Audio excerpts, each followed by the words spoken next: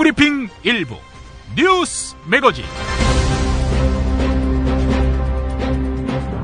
2016년 4월 9일 토요일 아침입니다. 광주, 전남, 전북 지역 주민과 축양 인사들, 즉 호남인들에게 설문했습니다. 문재인 더불어민주당 전 대표 광주 방문이 반문정서를 해소하는 데 효과가 있었느냐, 이렇게 질문을 던진 것인데요. 반문정서를 해소하는 데 도움이 됐다라는 의견이 95%, 도움이 안 됐다가 5%였습니다. 오늘 아침 7시까지 2619명이 참여했습니다. 누리꾼 반응은 그런데 처음부터 광주에는 반문정서라는 것이 없었다, 이게 대부분이었습니다. 수구 언론이나 국민의당이 만들어낸 말이라는 것입니다. 이런 반응이 4월 13일 호남 표심에서 드러난다면 이 나라 담론구조 자체에 대한 성찰과 비판이 뒤따를 것으로 보입니다. 이른바 반문정서라는 것은 한마디로 마타도어고, 이런 마타도어에 이 나라 언론과 정당이 휘둘렸다는 얘기 아니겠습니까? 반드시 알아야 할 뉴스로 이어가 보겠습니다.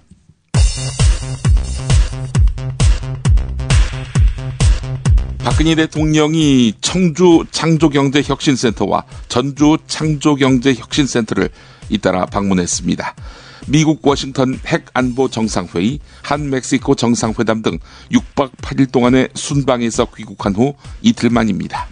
그것도 하루 사이에 창조경제혁신센터 두 곳을 방문하는 이례적인 강행군을 펼친 곳입니다. 또 갔던 곳 청주, 전주 모두 여당 후보가 박빙의 승부를 벌이는 곳이었습니다.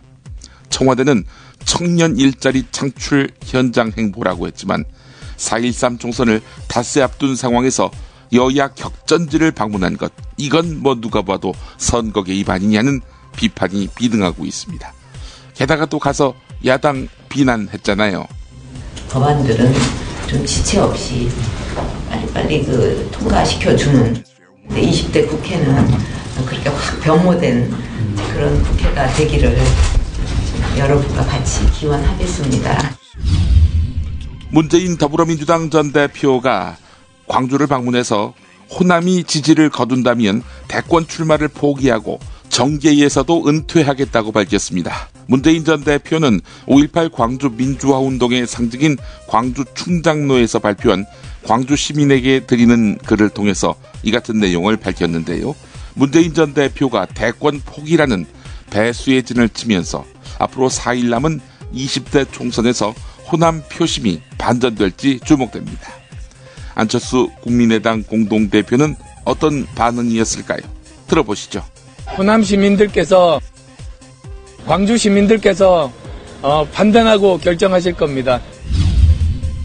4.13 총선 사전투표가 어제 아침 6시부터 3,511개 투표소에서 시작됐습니다. 첫날 투표율은 5.45%로 사전투표가 도입된 첫 전국 단위 선거인 2014년 6.4 지방선거 당시 첫날 투표율보다 높았습니다. 투표율이 가장 높은 곳을 보면 1위 전남, 2위 전북, 3위 광주였습니다. 가장 낮은 곳은 부산이었고 그 다음이 대구로 나타났습니다. 조선일보가 전한 전문가 견해는 이 같은 사전투표 결과가 이어진다면 여당 지지층이 투표장에 가지 않아서 여당에게 불리한 선거가 될 것이란 예측이 현실화될 수 있다, 이렇게 말한 것입니다. 프란치스코 교황이 교황 권고를 통해서 주교와 사제들에게 가톨릭이 이상적으로 여기지 않는 상황에 있는 가족들도 도우라고 했습니다. 한부모 가정과 동성애자, 결혼하지 않은 이성의 커플도 교회 구성원으로 환영해야 한다는 것입니다. 프란치스코 교황은 하지만 동성 결혼은 가톨릭에서 결혼에 해당하지 않는다, 이렇게 밝혔고요.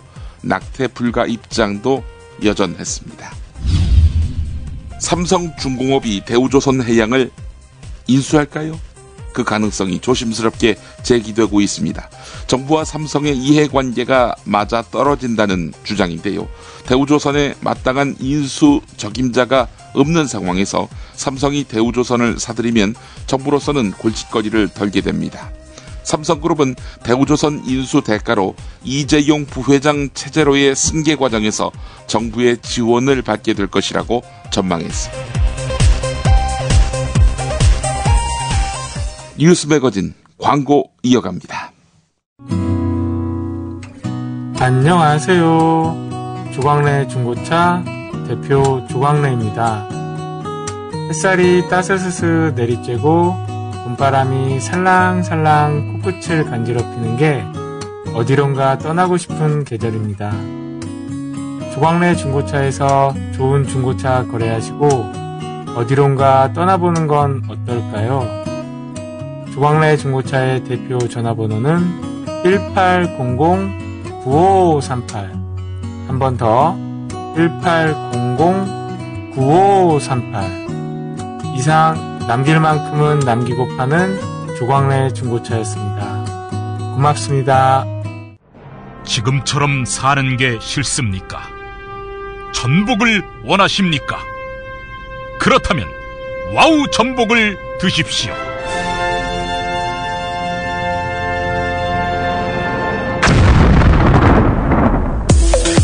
와우! 전복을 먹으면 입맛 잃고 무기력했던 삶이 전복되고 시름시름하던 몸 상태가 전복됩니다. 답답하십니까? 전복하세요. 100% 완도에서 잡은 전복 중에 전복. 와우 전복. 한 번 맛보면 또 찾게 되는 와우 전복. 네이버에서 와우 전복, 와우 전복을 입력하세요. 전화번호는 010-2443-0818. 직접 담가 먹는 김치가 사 먹는 김치와 다른 이유 잘 아시죠? 내 눈으로, 내 손으로 골라야죠. 우리 걸로요. 한 포기 한 포기 직접 손으로 소금을 뿌려 절이는 가장 깨끗한 손으로 정성과 진심을 담아 이 김치 쥐앗으로 못 써요. 나쁜 병균 틈타지 말아야 하니까. 건강을 위해 소금은 적당히, 그러나 맛깔나게. 내 가족이 먹을 김치니까. 가족이 먹는 김치를 하나 더 만든다는 심정으로 만든 김치, 이담채 김치. 입맛 까다로운 김어준 딴지일보 총수의 한마디. 제가 이 김치의 맛을 보증합니다. 정말 맛있어요, 이 김치는. 포털 사이트 검색창에 이담채를 입력하세요. 전화번호는 1544-4586 1544-4586. 조선에 딸로서 잘하는 죄밖에 없는데. 남북 통일 만세! 새날이 올 때가 불리한 진술을 거부할 수 있습니다. 김무성 나와! 이런 민주주의를 하라, 이 새끼야!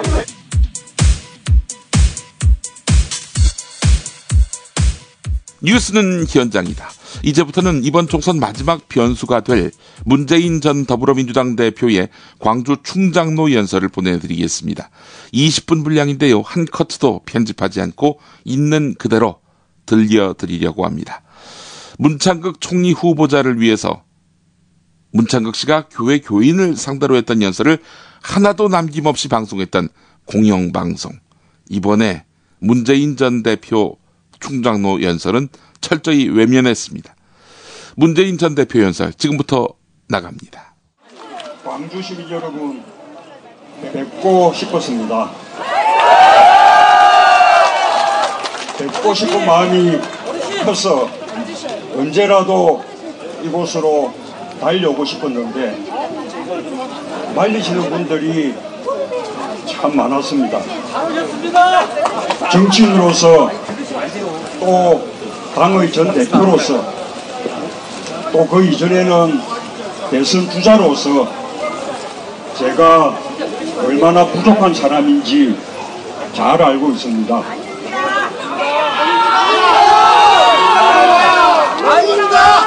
호남분들의 전폭적인 지지를 밑거름 삼았던 제가 여러분에게 한 번도 제대로 승리의 기쁨을 돌려드리지 못했습니다. 호남의 고립감과 상실감만 안겨드렸습니다.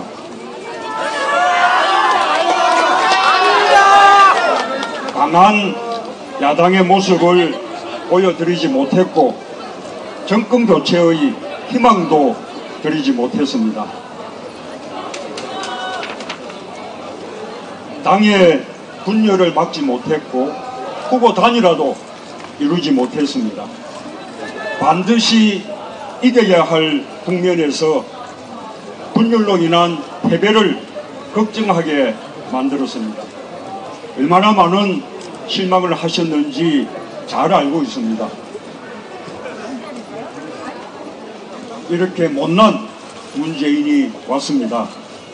여러분에게 직접 야단을 맞고 직접 질타를 듣기 위해서 안 된다는 당을 설득해 이제야 왔습니다.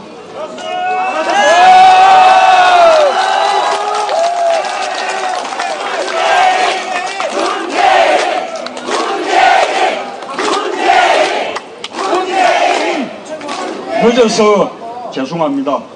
그리고 그간의 부족함에 대해서도 진심으로 용서를 구합니다. 여러분의 분이 풀릴 때까지 제 얼굴 맞대고 호되게 꾸짖어 주십시오. 저와 당의 부족한 점 메우느라 정신없었던 사이 호남분들에게 좀 더 가깝게 다가가지 못했습니다. 이렇게 오해와 불신의 골이 깊어졌습니다.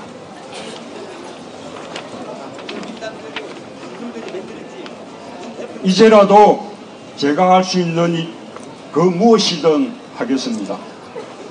광주시민 여러분, 죄송합니다. 광주시민 여러분, 그러나 이제 제가 대표직에서 물러난 우리 더불어민주당은 과거의 혼란을 딛고 새롭고 유능한 인재들로 넘쳐납니다. 저에 대한 섭섭함 때문에 이 유능한 인재들의 면면을 외면하지 말아 주십시오. 제가 다 담지 못했던 호남분들의 요구와 열망을 누구보다 열정적으로 국회에 헌화를 인재들입니다. 차차히 이 나라를 이끌어가기에 충분한 인재들이 호남의 더불어민주당 후보들 속에 있습니다. 정권을 탈환하고 대권을 꿈꿀 만한 훌륭한 씨앗들이 뿌려졌습니다. 더불어민주당은 이렇게 새로운 인재들로 다시 태어났습니다. 호남 기득권 정치인들의 물갈이를 바라는 호남의 민심에 우리 당은 호응했습니다. 이분들에게 기회를 주십시오. 자신있게 기대감을 가지고 힘을 주십시오. 더불어민주당 기호 2번의 새롭고 활기찬 후보들이야말로 호남의 정신과 열정을 한 지역에 가두어 두지 않고 전국적으로 확장시켜갈 인재들입니다. 호남 정신의 지평을 전국으로 넓히면서 지역경제 문화에 새 바람을 일으킬 주역들입니다. 그런 전문성과 인적인 인프라를 충분히 갖춘 인재들입니다. 시민 여러분, 호남을 볼모로 자신의 기득권에만 안주했던 구시대적 정치, 호남 민심을 왜곡해서 호남을 변방에 가두어 두려는 분열적 정치인, 여러분들은 그런 정치인들에 대한 강한 교체 의지를 가지고 계실 겁니다. 더불어민주당의 후보들을 통해서 바로 그런 구시대적 분열적 정치인을 심판할 수 있습니다. 우리 호남인에게 지역정당이란 불명예를 안기면서까지 그들만의 영달을 쫓는 세력이 이 신성한 호남 땅에서 더 이상은 발붙이지 못하도록 더불어민주당의 모든 호남 후보들은 끝까지 싸워 나갈 것입니다. 시민 여러분이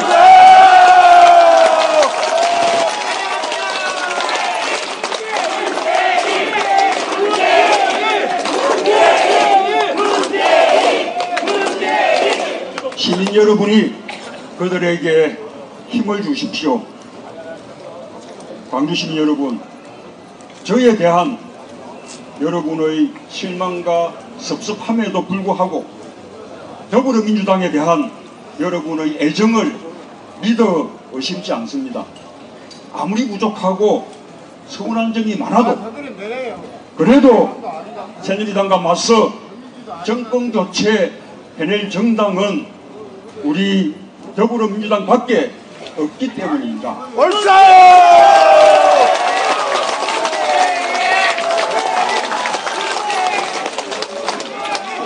그 애정에도 불구하고 저에 대한 지지를 거두시겠다면 저는 미련 없이 정치 일선에서 물러나겠습니다.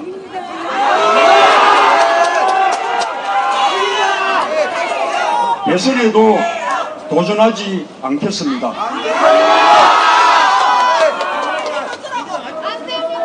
호남의 정신을 담지 못하는 야당 후보는 이미 그 자격을 상실한 것과 같습니다.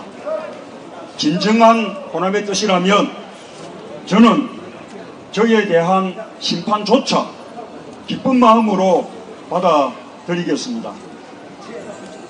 광주 시민 여러분, 호남 유권자 여러분, 저의 모든 과오를 짊어지겠습니다. 그러나 한 가지 제가 가져갈 수 없는 짐이 있습니다.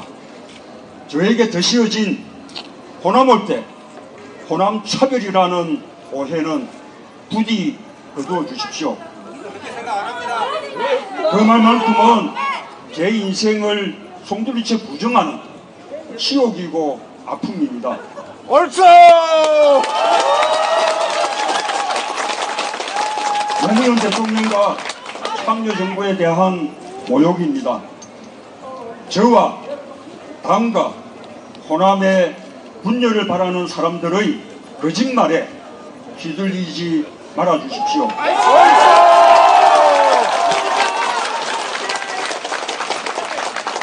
그것만은 절대 인정하지 않겠습니다. 어묵했던 50 군부 독재 정권 시절 부산의 민주화 운동은 5월의 광주를 부산 시민들에게 알리는 것이었습니다. 87년 6월 항쟁 전야의 5월 노무현과 제가 부산 카톨릭 센터에서 연 광주 비디오 관람회를 보려는 부산 시민들이 줄을 이었습니다. 그 열기는 6월 항쟁으로 이어졌고 부산 카톨릭 센터는 명동성당처럼 부산의 6월 항쟁의 중심이 됐습니다. 이렇게 대한민국의 민주화는 호남과 호남 바깥의 민주화 세력의 결합으로 이루어졌습니다. 3당 합당으로 호남이 고립됐을 때도 그에 반대한 영남의 민주화 세력은 지역 내에서 전라도니 빨갱이니 이렇게 핍박받고 고립되면서도 호남과 잡은 손을 놓지 않았습니다. 그 결합이 김대중 정부를 탄생시켰고 노무현 정부를 탄생시켰다고 저는 믿습니다. 옳소!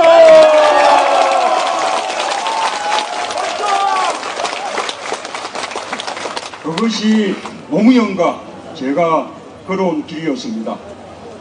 영남에서 지지받지 못했던 노무현 대통령이었고 참여정부였습니다. 그런데 정작 호남에서는 영남 태권주의라고 비난받는다면 그야말로 서글픈 일이 아닐 수 없습니다. 물론 참여정부가 압도적인 지지로 출범시켜준 호남의 기대에 못 미친 점이 많았을 것입니다. 대북 송금 특검도 있었고 민주당과 열린우리당의 분당도 있었습니다. 노무현 대통령이 광주가 정치적 고향이다 이렇게 말할 정도로 호남을 사랑했어도 호남 사람처럼 호남의 정서를 알 수는 없었을 것입니다. 호남이 듣기에 섭섭한 말도 했을 수도 있습니다. 그러나 결단코 호남 볼 때는 없었습니다. 옳죠! 오히려 역대 어느 정부보다 호남을 더 배려했다고 자부합니다. 호남과 호남 바깥의 민주화 세력을 이간하여 호남을 다시 고립화시키려는 사람들의 거짓말에 휘둘리지 말아주십시오. 호남과 호남 바깥의 민주화 세력이 다시 굳건하게 손을 잡을 때만이 세 번째 민주정부를 만들어낼 수 있습니다. 호남만으로도 안 되고 이른바 친노만으로도 안 됩니다. 자신있게 말할 수 있는 것은 지금 호남 바깥에서는 점점 강해지고 있다는 것입니다. 이번 총선에서도 부산에서, 경남에서, 울산에서, 대구에서, 경북에서, 강원에서 더 늘어난 승리를 보여드릴 것입니다. 옳소! 호남이 손을 거둬들이지 않는다면 정권교체 반드시 해낼 수 있다고 광주 시민들께 자신있게 말씀드립니다.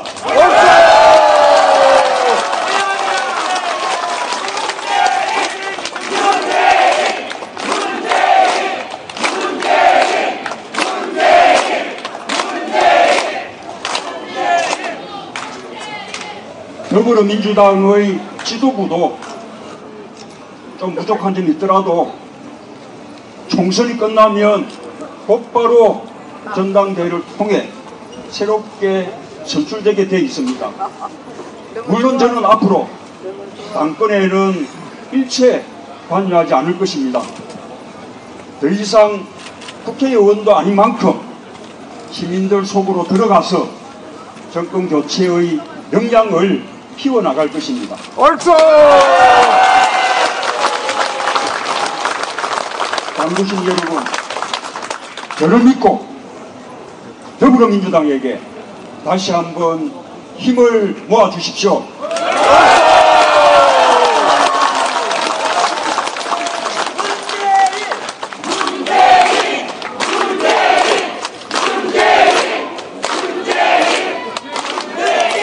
여러분, 자주 오겠습니다. 총선이 끝나면 더 여유로운 신분으로 자주 놀러 오겠습니다. 그때는 정치인 문재인이 아니라 미운정, 고운정 가든 못난 아들놈처럼 따뜻하게 맞아주시리라고 믿습니다.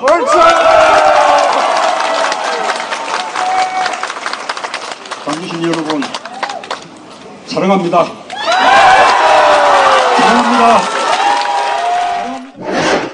이번에는 총선 각 지역구 TV 토론 현장으로 가보겠습니다. 대선 부정개표의 실상을 알리다가 불이익을 당해서 낙천당한 전북 임실 순창 남원지역구 무소속 강동원 의원의 토론. 가히 뜨거웠습니다. 자, 그런데 강동원 의원, 더불어민주당 후보보다는 국민의당 후보와 치열한 설전을 벌였습니다. 현재의 선거 판국도 그러합니다. 강동원과 국민의당 이용호 후보 두 사람을 중심으로 각축을 벌이는 형국입니다. 이용호 후보자와 강동원 후보자의 설전 들어보겠습니다. 자, 이용호 후보께 질문하겠습니다. 야권이 뭉쳐야 정권 교체를 할 수 있는 것이죠. 그런데 안철수 의원을 비롯해서 야권이 분열돼가지고 지금 국민의당이 창당이 됐습니다. 엄밀히 말하면 분열 세력이라고 볼 수 있습니다. 지금 특히 수도권에서는 야권이 단일화가 돼야 당선될 수 있는데 안철수 대표는 끝까지 고집을 하면서 단일화 안 하겠다고 그럽니다. 바로 이것은 분열로는 정권 교체를 할 수 없다라고 하는 국민적 여망을 버리고 있다. 그래서 국민들은 정권 교체를 요구하는데 원하는데 국민의당과 안철수 대표는 정반대로 가고 있다. 과연 이것이 국민의 정서에 부합하고 있는가? 그리고 또 하나는 질문하시죠? 예, 질문하겠습니다. 그래서 이 부합하는지에 대해서 답변을 하나 묻고요. 또 하나는 이 야권 교체라는 말입니다. 지금 이번 선거에서 새누리당은 야당을 심판하자 이렇게 얘기를 하는데 국민의당은 야권을 교체하자 이렇게 얘기를 합니다. 그러면 새누리당의 주장과 국민의당의 주장이 일맥상통하고 있다.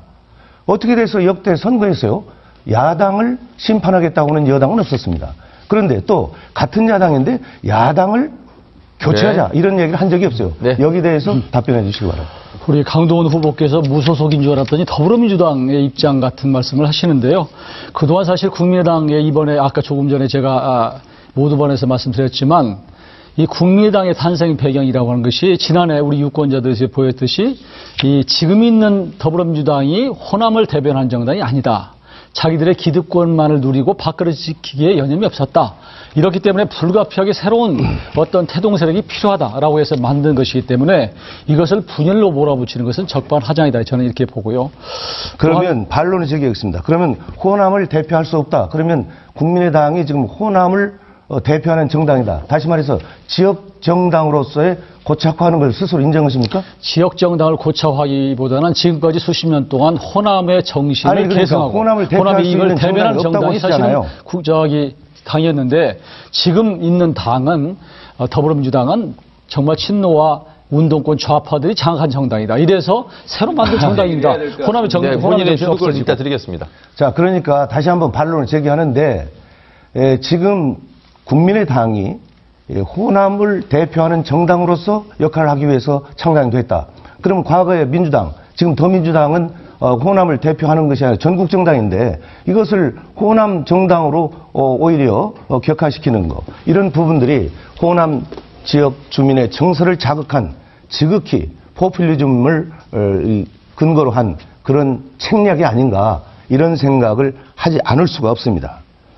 저는 전국 정당의 문제가 아니고 기본적으로 전국 정당이면서 호남의 정신을 근간으로 하느냐 하는 부분이 굉장히 중요하다. 사실 예전에 이수신 장군도 정말 호남을 없으면 나라가 없다고 얘기했는데 지금은 이미 지금 상황이 바뀌어서 여권의 시간이 다 지났고요. 야권이 교체가 필요하다. 시간을 활용하시면 되겠습니다. 말씀드리는 겁니다. 한 가지 더 묻겠습니다. 사실 지난 그 정기국회에서 대선 개표 부정 관련 발언을 하셨습니다. 현 정권은 3.15 부정선거보다 더한 개표 부정이 있었다 이렇게 말씀을 하셨는데요. 의정보고서도 상당 부분도 그런 내용으로 깔았고 지금도 같은 소신입니까? 이것은 역사입니다. 그리고 진실입니다. 정치인이 소신껏 국회에서 발언한 걸 가지고 잘했냐 잘못했냐 이런 걸 따지는 것은 후보로서의 자격이 없어요. 그 선거학은 적절치 못한 발언 같고요. 적절치 못한 질문을 하기 때문에 후보로서 그렇지 않습니다. 이것은 소신의 문제가 아니라 사실이냐 아니냐의 문제이기 때문에 개표 부정이 있었느냐 없었느냐 굉장히 중대한 사안입니다. 사실이에요. 당시에 문재인 대표도 적절치 못한 발언이라고 얘기했고 문재인 대표께서 하신 발언이 잘못된 거예요. 그러면 그 당시에 그러고 나서 왜 잠적을 하셨습니까? 한 일주일 누가 잠적을 해요? 일주일 정도 잠적한 걸 봤습니까? 일주일 정도 언론에서 연락이 안 된다 이렇게 보도가 있었고요. 국회에 매일 출근했고 종편을 비롯한 보수 언론들의 노출을 제가 안 했던 거예요. 그런데 보수 언론들이 잠적했다는 그래서 일각에서는 그것을 믿고 그래서 이용호 후보는 그래서 종편을 출연했습니까? 아니 종편하고 그거 무슨 상관입니까? 아니 왜 그걸 잠적했다고 그러니까 잠적한 걸 봤습니까? 여러 언론에서 그런 그러니까 제기가 있었다라고 언론에 그런 보도가 있었거든요. 그러니까 말씀을 그 당시에 하세요. 우리 강동원 후보께서 사실은 의원께서 면책특권 뒤에 숨어서 발언한 것이 아니냐 하는 그런 의심이 있고요. 면책특권 뒤에 숨은 일도 없고 사실을 진실대로 국민 앞에 밝혔을 뿐이에요. 또 당내에서 그 당시 원내 부대표로 계시다가 빠진 것도 있고 당시 그 이후에 그것은 내가 빠진 것이 아니라 당에서 그것을 언론들 의식에서 뺀 거 아닙니까? 국회 윤리자문위에서 왜 남의 당에 대해서 하는 거에 대해서 이러쿵저러쿵 합니까?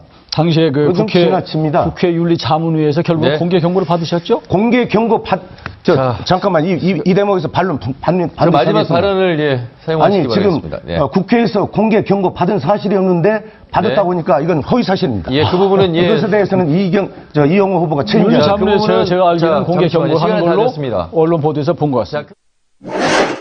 네, 이번엔 안철수 국민의당 공동대표 지역구인 서울 노원병으로 가보겠습니다. 안철수 대표, 황창화 더불어민주당 후보의 공약과 관련해서 질문하라는 사회자 지침에도 불구하고 운동권 출신이 자랑이냐라는 식으로 물어봤습니다. 황창화 후보는 어떻게 반응했을까요? 들어보시죠.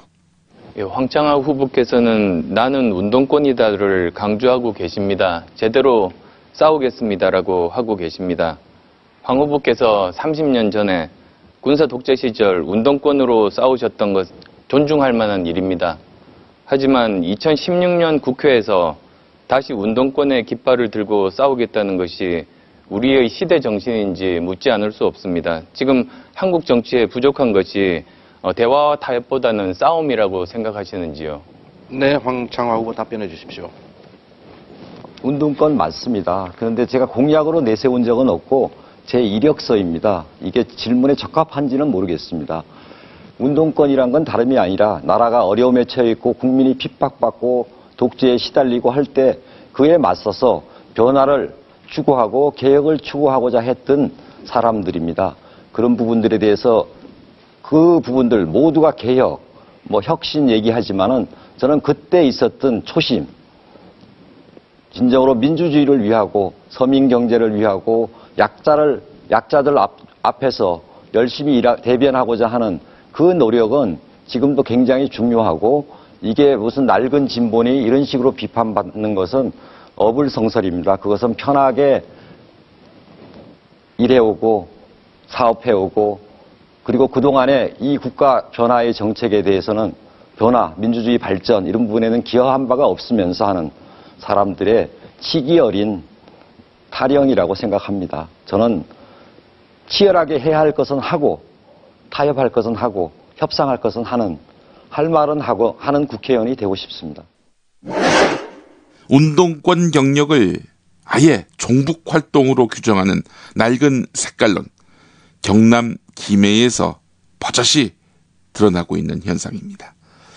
천하장사로 통하는 이만기 새누리당 후보가 김해을 방송토론회에서 집요하게 김경수 후보가 과거에 북한을 도운 이력이 있었던 거 아니냐라는 투로 질문을 이어갔습니다. 들어보시죠. 먼저 국가보안법에 대해서 좀 간단하게 좀 설명 좀 해주시죠. 잘 알고 계시죠? 국가보안법 뭔지. 예, 질문하십시오. 예. 국가보안법이 경찰학 사전에 보면은 정의하기로는 국가보안법이란 국민의 안전을 위태롭게 하는 반국가 활동을 규제함으로써 국가의 안전과 국민의 생존 및 자유를 확보함을 목적으로 한다라고 되어 있습니다. 김 후보께서는 국가보안법 위반으로 2번이나 구속이 되셨는데 2번의 구속 수감에 대해 왜 구속이 됐는지 설명해 주실 수 있겠습니까?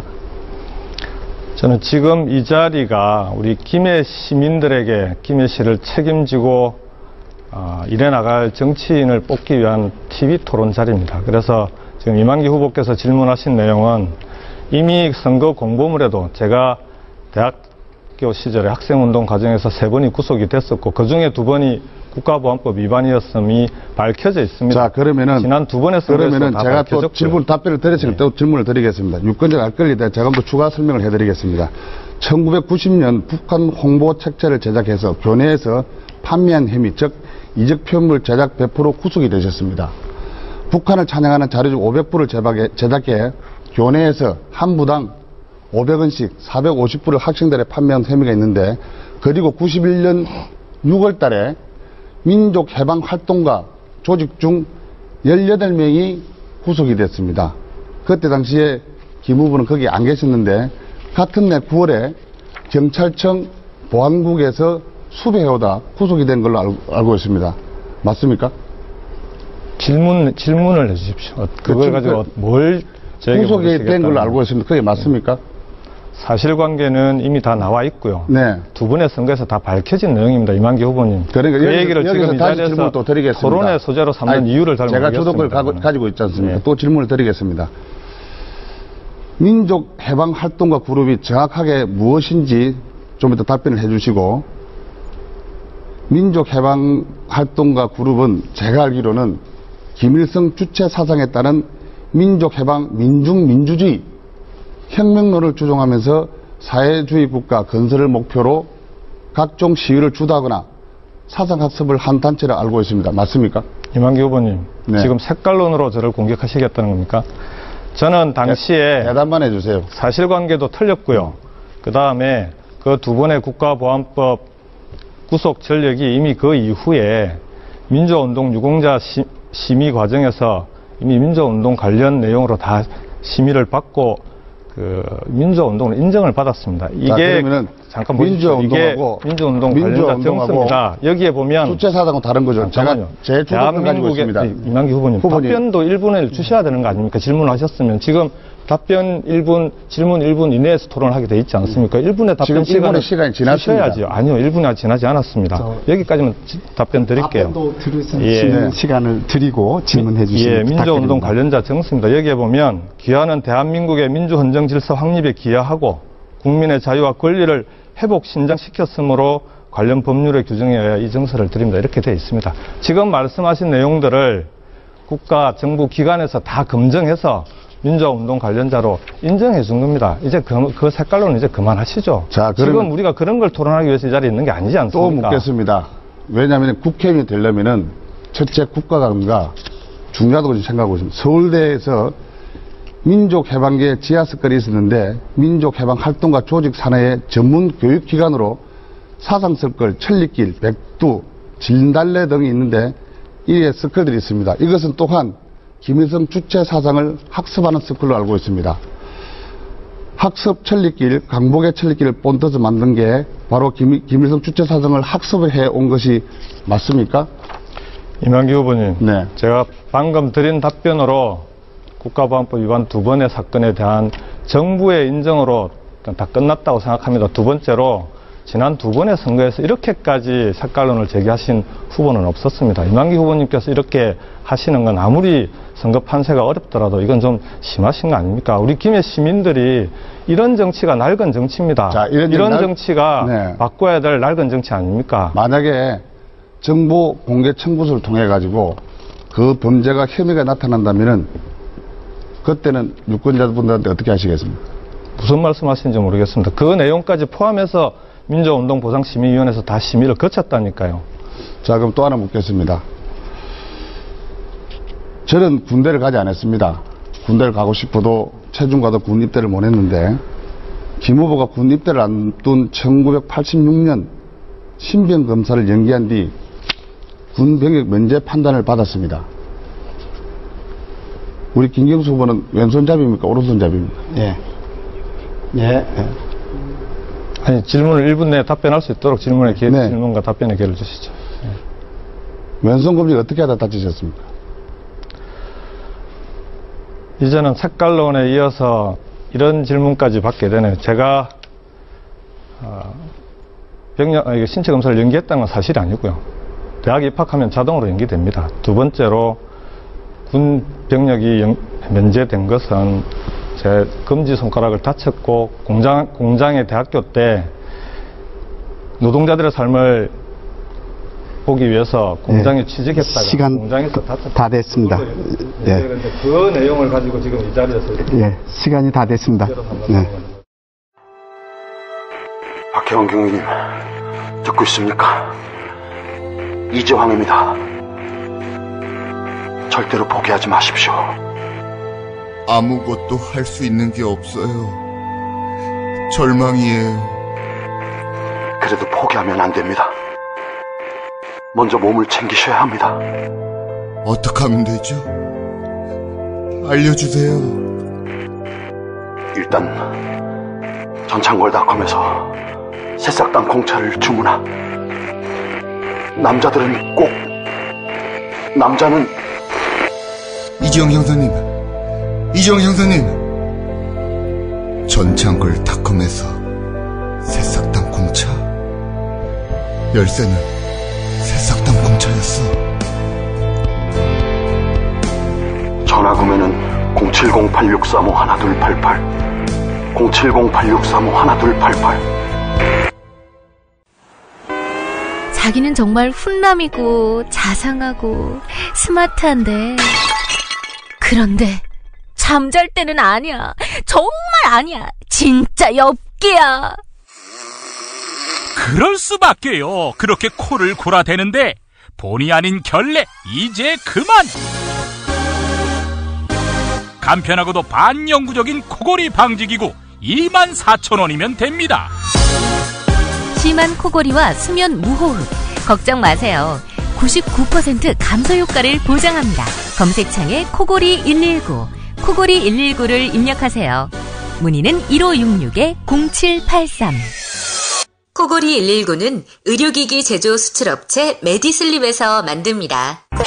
공화국 참치논평, 구이동 대양 참치를 맛보지 못한 국민 여러분은 진정한 참치 맛을 보기 위한 강도 높은 중대 조치를 취하실 계획을 표명하시고 곧장 구이동으로 달려오시기 바란다. 참치에 대한 체질적인 거부감과 적개심을 노골적으로 드러내는 분도 구이동 대양 참치에 오시면 추호도 용납할 수 없는 포악무도한 폭식 행위를 자행할 것이다. 구이동 대양 참치. 월요일 참치데이 이벤트, 화요일 참치머리 서비스로 함께합니다. 주차장 걱정 마시고요. 대중교통은 서울 지하철 2호선 구의역 2번 출구에서 5분 거리입니다. 대양 참치 구의점 02-455-8087.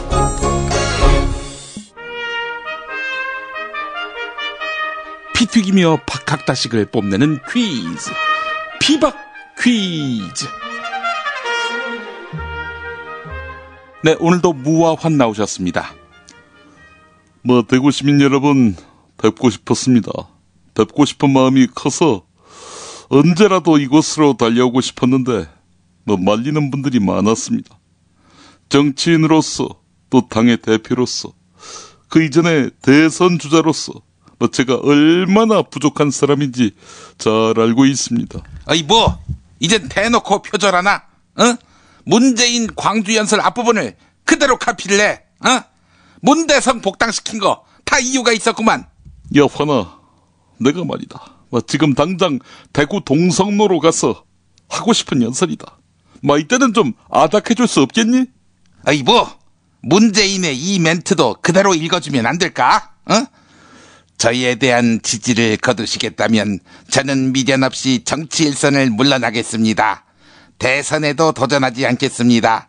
영남의 정신을 담지 못하는 여당 후보는 그 자격을 상실한 것 같습니다. 이거 말이야. 닥쳐 이 새끼야.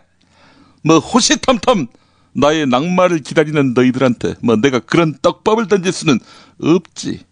누구 좋으라고 이 새끼야. 대구, 부산 사전투표가 바닥이야. 전국 꼴찌야. 이게 뭘 의미하겠어? 그리고 말이야, 수도권 지지율은 회복될 기미가 안 보여. 이게 누구 잘못이겠어? 당대표인 당신 때문 아니야? 그래서 각하가 빨간 옷을 입고 전국 각지를 돌아다니면서 수선을 떠시냐? 야, 혹시 그게 악영향을 끼친 거라는 생각은 도무지 들지 않니? 선거 승리의 보증 수표인 우리 각하한테 지금 무슨 소리를 하는 거야?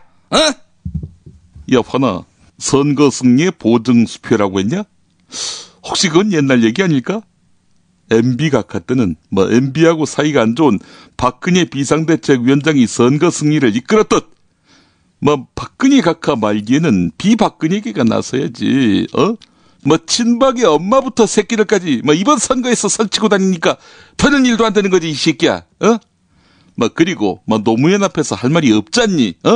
대통령 선거 개입했다고 우리가 탄핵했던 노무현 앞에서 고개를 들 수가 있어? 아니, 고졸 출신의 천박한 노무현이하고 우리 존엄하신 각하 누나하고 같다고 보는 거야?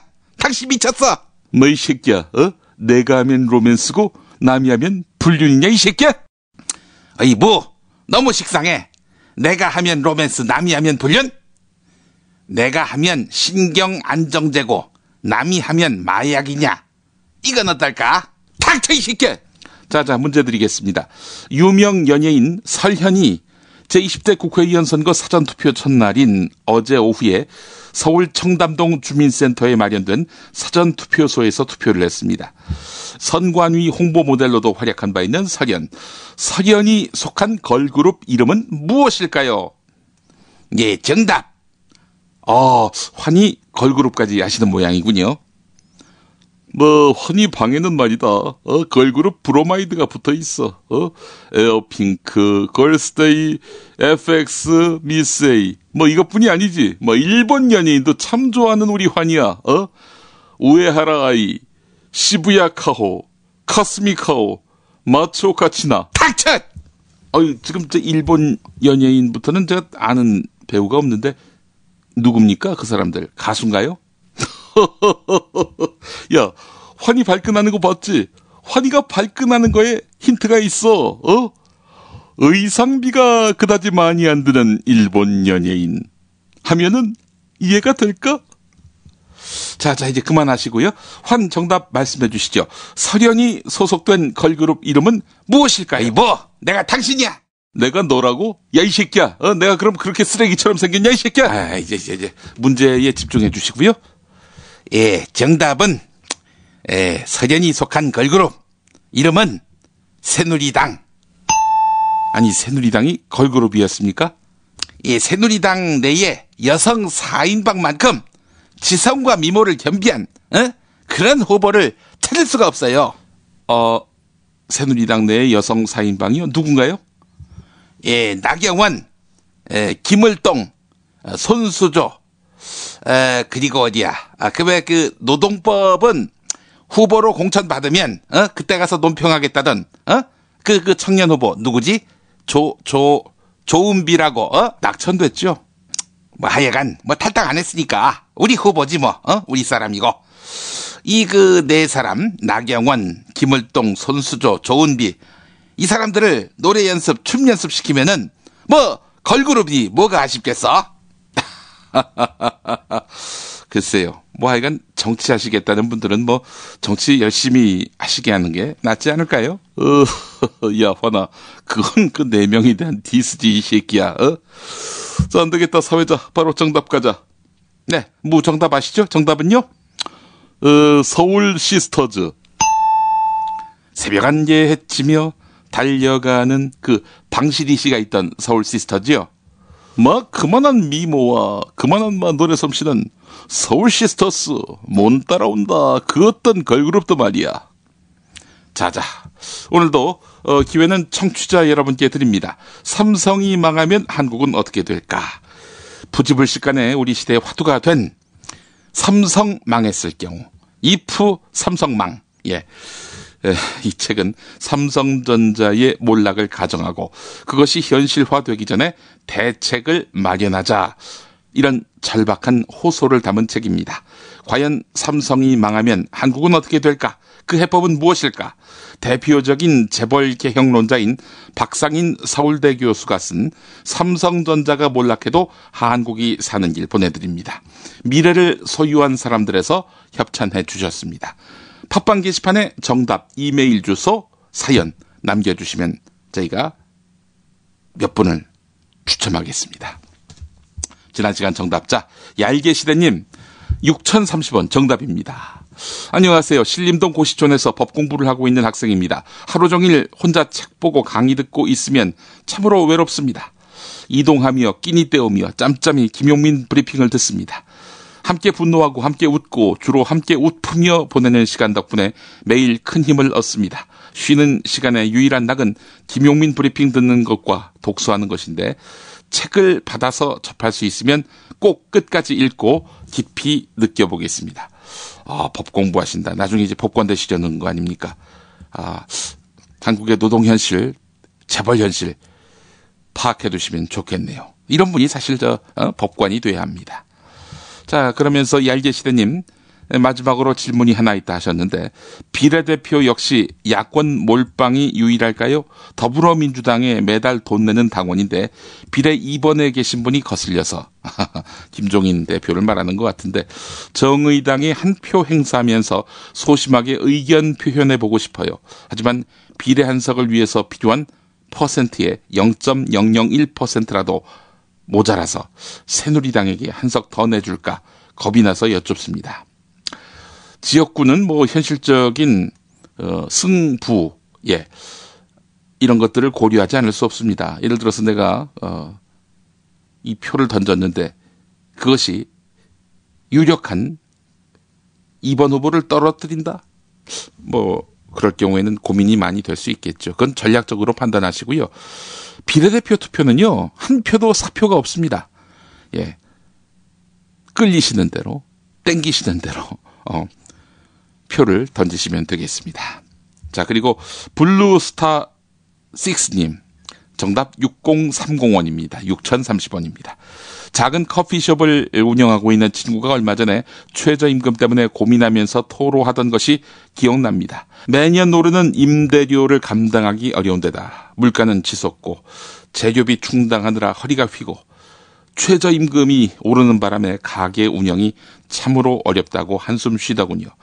그러던 차에 우연히 팟캐스트에서 소득주도 성장에 대한 방송을 듣고 최저임금 인상은 오히려 자신과 같은 소상공인들에게는 더욱 필요하다는 것을 깨달았다고 하더군요. 참여정부 시절 종합부동산세 인상이 서민의 반감을 받았던 참으로 어처구니 없는 상황을 되짚어 본다면 총선 후에라도 소득주도 성장이 서민에게 득이 된다는 점에 오해가 없도록 알리고 정책화 해야 할 것 같습니다. 그 중심에서 김용민 브리핑이 소중한 역할을 해주기를 바랍니다. 라고 해주셨습니다. 진심으로 감사드립니다. 박근혜 왜 저러지? 문재인, 김무성, 안철수는 또 왜 저러지? 뉴스로는 알 수 없는 진짜 정치 현장 이야기.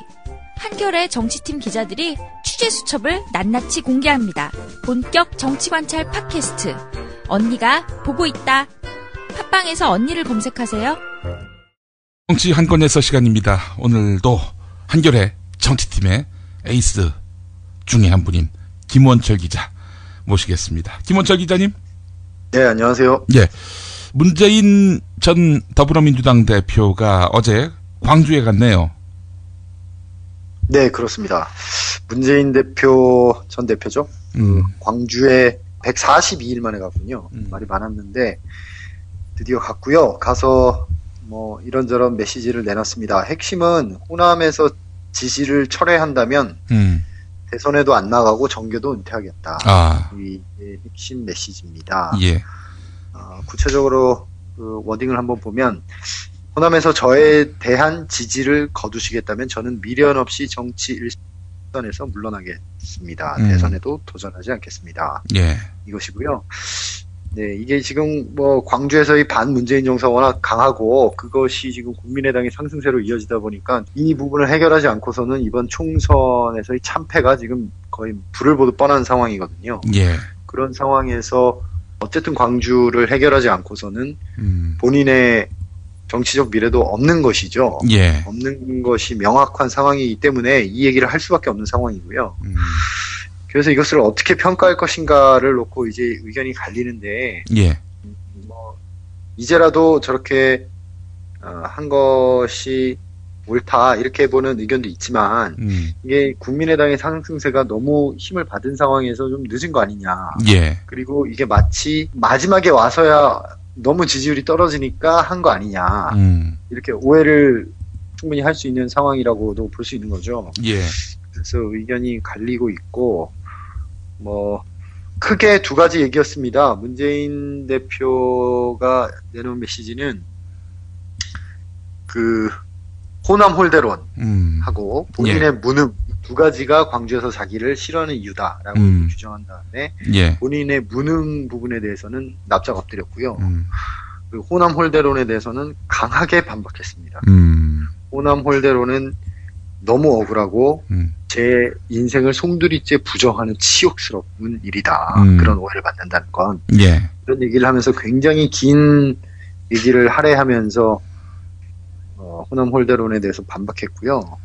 뭐 구체적인 얘기를 하나 들어보자면 6월 항쟁 때 부산 운동권들이 부산 민주화 세력들이 그 광주의 진상을 알리기 위해서 얼마나 노력했는지, 예. 호남이 고립돼 있는 그 군부 독재 시절에도 부산의 민주화 세력들이 빨갱이 소리를 들어가면서도 호남에서는 끝까지 놓지 않았다는 점, 예. 또 그 두 세력이 결국 김대중 정부와 노무현 정부를 만들어냈다는 점, 그래서 이 세력이 갈라서면 세 번째 민주정부는 탄생할 수 없다. 예. 우리는 반드시 손을 잡고 있어야 된다. 이런 취지의 얘기를 이제 호남 홀대론을 반박하면서 이런 식으로 논리를 전개해 나갔고요. 예. 여기에 대한 이제 광주의 민심이 어떻게 될지가 이번 총선에 굉장히 중요한 관전 포인트가 될 것 같습니다. 예. 문재인 전 대표의 광주 방문, 늦은 감이 있다는 평가도 나오고 있는데, 반면에 또 모이신 분들은 상당한 지지와 또 환호를 보였단 말이죠. 적어도 지지층 결집에는 도움이 되지 않을까요? 그렇죠. 그런 부분은 분명히 있을 겁니다. 광주에서는 워낙 반문재인 정서가 이 메인 정서이기 때문에 일종의 그 여당 심판론이 강할 때 여당 지지자들이 밖으로 드러내지 못하듯이 예. 문재인 대표에 대한 어떤 호감을 가진 사람들은 여론 시장에 이렇게 나오질 못하는 상황이었는데 어쨌든 문재인 대표가 이런 이벤트를 함으로써 그런 문재인 전 대표 지지층을 커밍아웃하게 하는 효과는 분명히 있을 거고요. 예. 그 현장에도 지지자들이 많이 와서 그 현장 분위기는 굉장히 좋았다 그래요. 말씀하셨다시피 마치 대선 출정식을 방불케 할 정도로 예, 그렇게 했다고 하는데 네. 이게 또 현장에 절대 속으면 안 되는 게 정치인들이 현장에 많이 섰거든요. 네. 지지자들이 많이 오고 환호하고 이러다 보니까 예. 예, 광주 사람들의 그 반문재인 정서가 이 한 번의 방문으로 그렇게 될 정도의 수준인가 하는 데 대해서는 저는 조금 회의적입니다. 근데 왜 반문재인 정서인지 그게 설득이 사실 좀 되지 않아요. 이 뭐 예를 들면 노골적으로 광주를 뭐 폄훼 혹은 이 문재인 전 대표가 강력하게 부인했듯 부정했듯 뭐 홀대를 냈다든지 혹은 이런 정황들을 확인할 길이 없는 건데요. 뭐 과거 참여정부 호남 인사 홀대론 이거는 뭐 통계상으로도 사실이 아닌 것이 분명한 상황이고요. 결국 국민의당이라든지 종편 등 이런 비우호적인 반대 정치 세력과 또 언론들의 그 뭐랄까요 선동? 프로파간다? 이런 것들이 먹힌 것은 아닌지 하는 그런 해석도 있던데요. 예, 물론 그렇게 볼 수도 있고요. 네. 근데 호남 홀대론이라는 것은 사실 그 호남 엘리트들의 이야기고요. 그렇죠. 그렇지 않습니까? 예. 그 호남 그 광주 그 대중들한테는 뭐 크게 어필하는 건 아닐 거라고 저는 생각하고요. 가장 중요한 건 호남 유권자들이 워낙 그 중앙 정치에 대한 어떤 높은 민도 그런 것을 바탕으로 한국 정치를 보시는 분들이기 때문에 예. 가장 큰 반감은 무능 선거 때마다 계속 이렇게 지지해줬는데 계속 지고 그런데도 뭐 반성하거나 책임지지 않고 오만하고 그래서 싫다 약간 이런 것들이 되게 반문재인 정서의 힘이 아닌가 저는 그렇게 보고 그 부분에 있어서는 오늘 납작 엎드려서 사과를 했거든요. 예. 사과를 했고 하지만 또 호남 홀대론에 대해서 굉장히 조목조목 어떻게 보면 또 말씀을 하셔서 그 부분이 약간 오만하고 고집불통처럼 보이진 않을까 그런 부분도 조금 있고요. 네. 그래서 이게 어떤 식으로 받아들여질지 지금 이번 총선에서 굉장히 지금 중요한 관전 포인트가 되었습니다. 원래도 중요했지만 지금 문재인 전 대표가 명시적으로 자신의 그 정치적 미래를 걸었기 때문에 예 그렇게 된 상황이네요. 하여간 뭐 지난 지방선거 때 보면은 무소속 강훈태 후보 광주시장 출신의 네. 이분이 여론조사에서 여러모로 윤장현 새정치민주연합 후보를 압도했던 측면이 있는데 결국 선택은 윤장현 후보에게 했단 말이죠. 제1야당이 그 새누리당에게 밀려서 곤경에 처하는 것은 바람직하지 않다. 이런 광주 민심이 개입됐다고 보는데 이와간 뭐 선거 결과를 봐야 광주 민심의 정확한 소재가 파악이 되겠네요. 그러니까 충분히 그럴 수 있습니다. 말씀하셨다시피 지금 그 광주 호남 이쪽에서는 더불어민주당에 대한 지지 의사를 표현하는 것이 조금 저하되는 상황이었기 때문에 예. 여론조사 수치상 안 나올 수 있고요. 선거 결과는 다르게 나올 수 있는데 예. 문제는 국민의당에 대한 지지율 상승세가 추세적으로 확인되고 있다는 점이죠. 그리고 그것이 지금 여기 서울에까지 북상했다는 거죠. 그래서 예. 어제 그 한국갤럽이 내놓은 정례 조사를 보면 국민의당 정당 지지도가 지금 창당 이래 가장 높은 14% 나왔거든요. 예. 14% 나왔고 비례대표를 뽑는 정당 투표 지지율이 17%까지 나왔습니다. 17%면은 거의 비례대표 10석을 확보할 수 있는 득표율이에요. 그래서 예. 이것이 도대체 왜 이렇게 되었는가? 국민의당의 상승세의 원동력은 무엇인가? 네. 이렇게 얘기를 했을 때는 결국 호남발 그 바람이라고 보는 거거든요. 물론 국민의당이 뭘 잘했다 이런 거라기보다는 더불어민주당에 대한 거듭된 실망 그런 것들이 이제 반사이익을 보는 거죠. 네. 근데 그 반사이익의 바람이 지금 수도권까지 올라왔고 그것 때문에 지금 더불어민주당은 완전히 비상이 걸린 상황인 거죠. 그래서 결국 문재인 전 대표가 광주까지 갔다고 봐야 되고요. 이게 혹시 이 원인은 아닐까요? 지금 새누리당은 김무성, 국민의당은 안철수. 공식적으로는 이 선거를 진두지휘하는 지도부가 대선 후보들이란 말이죠. 그렇죠. 예. 근데 더불어민주당은 지금 김종인 비상대책위원회 대표가 청바지도 입고 그러는데 이게 과연 대중에게 먹히고 있느냐. 이 당의 상징적 대표, 차기 대권주자 이런 사람이 책임지고 나서야 하는데 이 책임선상에서 빠진 채 측면 우회 지원이 결국 더불어민주당 선거 구도에 악영향을 미친 것은 아닌지 하는 그런 저 나름의 계산을 해보는데 어떻습니까? 그 부분에 대해서 김종인 대표가 수용을 한 것이죠. 지금 김종인 대표는 계속 그런 것을 반대해 왔잖아요. 반대해 왔는데 그래서 당 전략가들은 계속해서 우리도 미래 권력이 전면에 서야 한다는 의견을 계속 올렸고 예. 이제 김종인 대표의 마음을 바꾸기 위해서 그 광주 지역 여론조사까지 돌렸다고 합니다. 예. 그래서 긍정적 반응이 높다 이런 보고서까지 올렸고 그래서 결국 이 광주행이 성사된 걸로 알고 있고요. 예.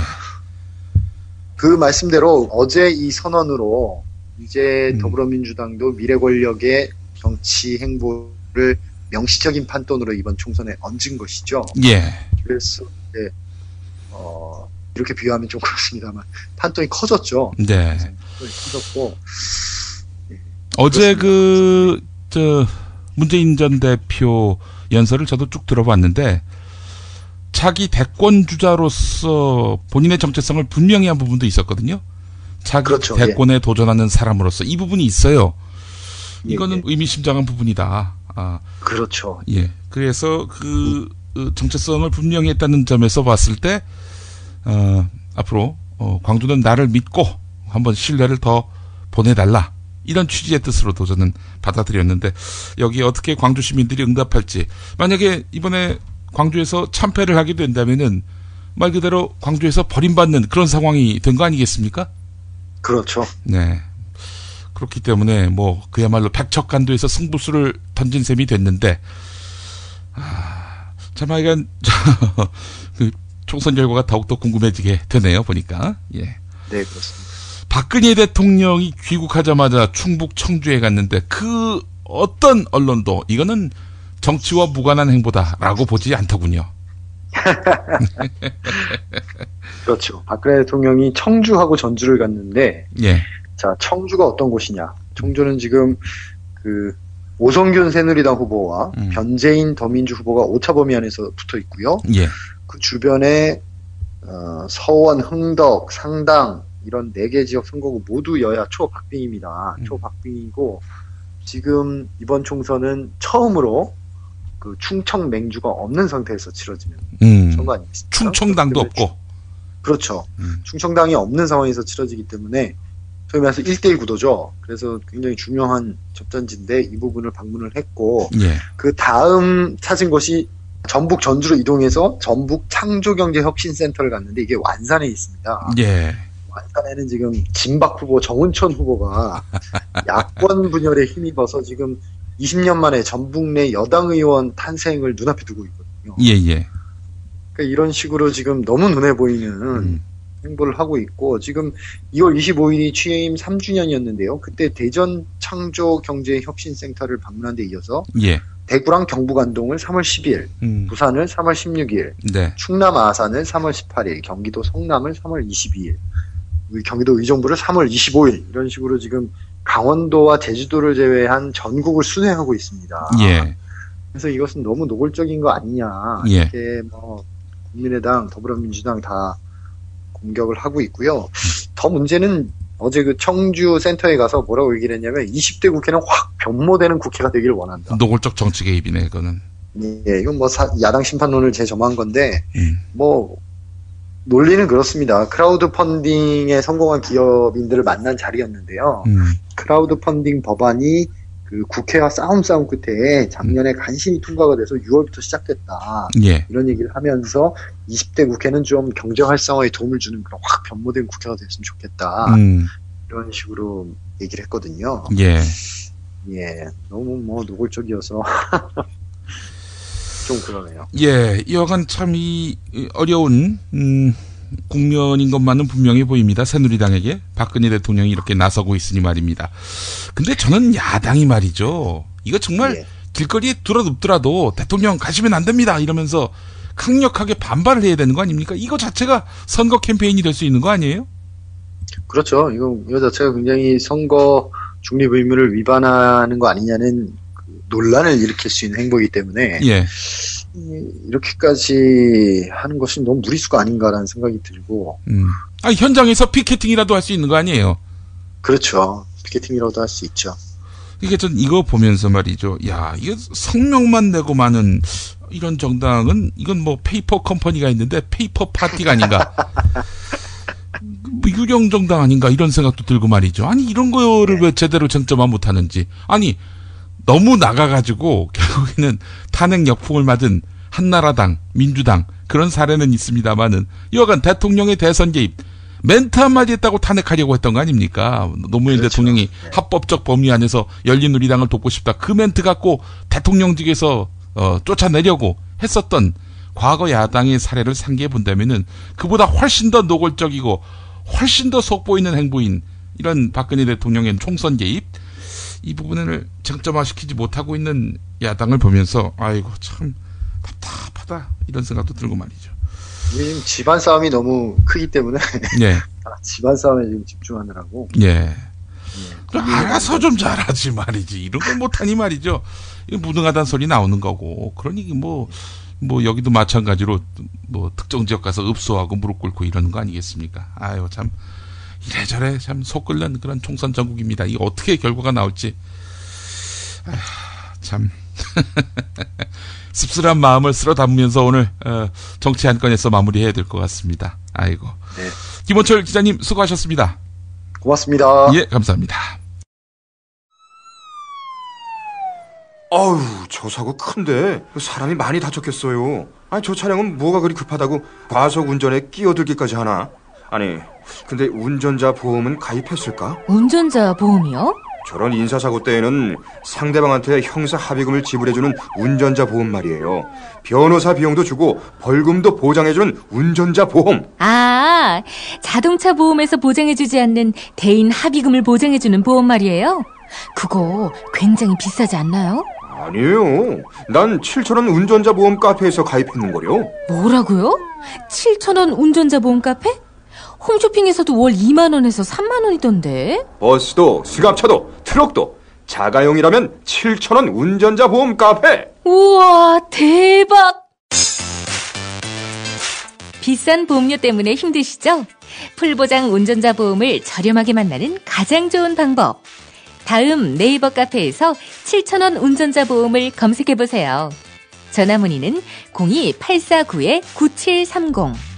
10년차 베테랑 손해보험 전문 설계사가 평일은 물론 주말 공휴일에도 상담해드립니다.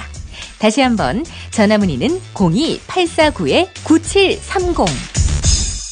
뭐 7,000원 운전자 보험, 택시, 버스, 트럭 등 영업용 차량 운전자 보험도 상담해드립니다. 박혜원 경위님 듣고 있습니까? 이재황입니다. 절대로 포기하지 마십시오. 아무것도 할 수 있는 게 없어요. 절망이에요. 그래도 포기하면 안 됩니다. 먼저 몸을 챙기셔야 합니다. 어떻게 하면 되죠? 알려주세요. 일단 전창걸닷컴에서 새싹당 공차를 주문하. 남자들은 꼭 남자는 이지영 형사님, 전창걸닷컴에서 새싹당 공차. 열쇠는 새싹당 공차였어. 전화 구매는 070-8635-1288 070-8635-1288.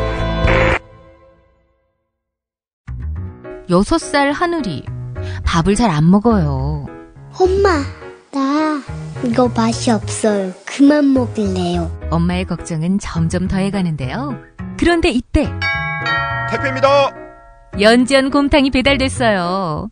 직접 도끼로 팬 장작불 위에 한우 사골과 도가니를 가마솥에 한가득 넣고 24시간 끓인 진구. 연지연 곰탕이 하늘이 입에 들어가는 순간 아, 맛있다. 엄마 한 그릇 더 주세요. 하늘이의 밥도둑 연지연 곰탕. 조미료 같은 첨가물이 전혀 들어가지 않아 엄마의 기쁨은 더하답니다. 연지연 곰탕은 강화군에서 김포시 방향으로 강화대교 건너자마자 있습니다. 포장 판매는 한 팩 800g에 7,000원, 7팩 이상 무료 배송합니다. 주문 전화는 010-7252-1114, 010-7252-1114.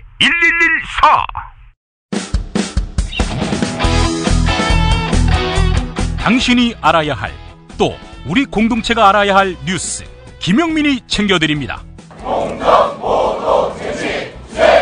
지금은 제1부 뉴스 매거진과 함께하고 계십니다. 경제의 속살 들여다보겠습니다. 오늘도 민중의 소리 이완배 기자와 함께하겠습니다. 이완배 기자님. 네, 안녕하십니까. 예, 현대가의 네. 정X선 너무나 많습니다.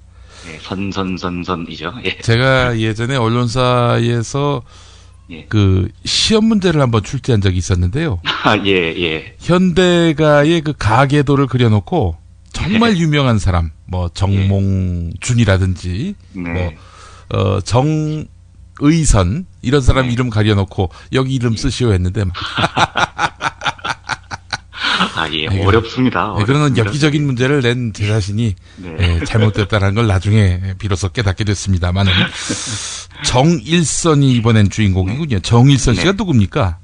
예, 우선 정일선이라는 사람은요. 그러니까 제가 소개를 조금 이따 다시 한번 드리겠습니다. 이제 아버지가 정몽우인데요. 소개를 조금 얘기로 하고요. 예.